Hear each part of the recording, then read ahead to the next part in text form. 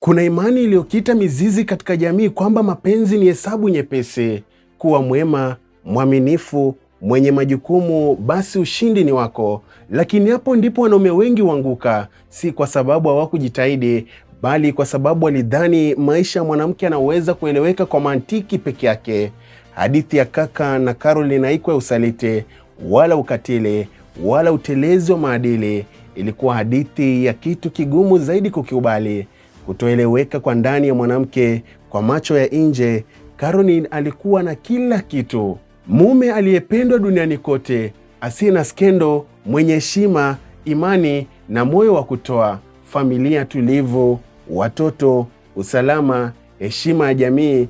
Lakini moyoni palikuwa na ukimya, na kimya hicho hakikuwa cha amani. Hapo ndipo kweli mchungu unapojitokeza. Mwanamke haishi kwa kile anachopewa tu, bali kwa kile anachohisi. Anaweza kuishi kwenye kasri, lakini akahisi kuwa amepotea. Anaweza kupendwa sana, lakini asijisikie kuonekana. Mwanamke ni ulimwengu wa tabaka. Kile unachokiona si kile kinachoendelea.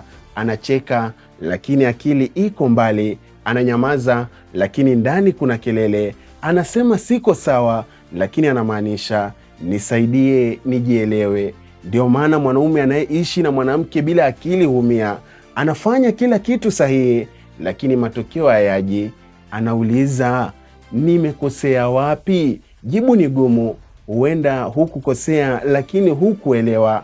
Ukamilifu wa mwanaume unaweza kuwa mzigo kwa mwanamke, kwa sababu ukamilifu humwacha mwanamke bila nafasi ya kupumua, bila nafasi ya kuwa dhaifu, bila nafasi ya kukutana na wewe kama binadamu. Anakuwa anaishi ndani ya picha, si uhalisia. Anakuwa mgeni katika maisha ambayo kwa nje yanaonekana kamilifu. Hapo ndipo mwanaume anaposhindwa kutofautisha kati ya kumpenda mwanamke na kumiliki mazingira yake.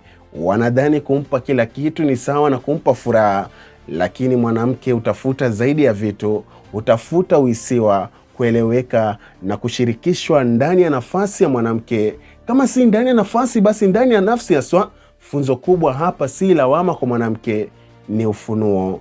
Mwanamke haelezeki kikamilifu, na hiyo si kasoro. Anahitaji mwanaume anayeishi naye kwa akili, si kwa nguvu. Anahitaji mwanaume anayejua kumsikiza hata anaponyamaza. Kuishi na mwanamke kunahitaji hekima ya kujua kwamba siku zote hatasema kile anachomaanisha. Hisia zake hubadilika kama bahari, leo tulivu, kesho mawimbi. Anahitaji uwepo wako zaidi ya majibu yako. Mwanaume mwenye akili haulizi mara kwa mara, nifanye nini tena?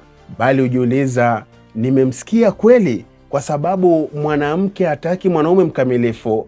Anataka mwanaume halisi, anayekosea, anayekiri, anayehisi, anayeacha nafasi ya kukutana katikati ya udhaifu.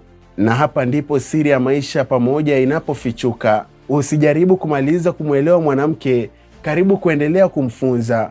Yeyote anayedhani amemaliza kumwelewa tayari ameshampoteza. Kwa hiyo mwanaume wanaposhikwa mkono na kuambiwa ishi na mwanamke kwa akili, si dharau, ni onyo la upendo. Kwa sababu mwanamke ni fumbo lisilokuja kutikisha, linakuja kufundisha kina cha maisha. Ukubali kwamba si kila kitu kinajibu, na si kila upendo ni mantiki. Na mwanaume mwenye akili huelewa jambo moja la mwisho: kumchagua mwanamke si mwisho wa safari, ni mwanzo wa kujifunza bila kuhitimisha. Hadithi ya kaka inafurahisha na pia inatufundisha kuwa wanawake hawaeleweki. Caroline anasema kuwa alimuacha kaka kwa sababu alikuwa mkamilifu mno, eti hakuwa na kasoro, na ndio sababu iliyopelekea kuachwa kwake. Wapewe nini akina hawa? Waeleweke vipi? Mimi ni Agadias Ikoa.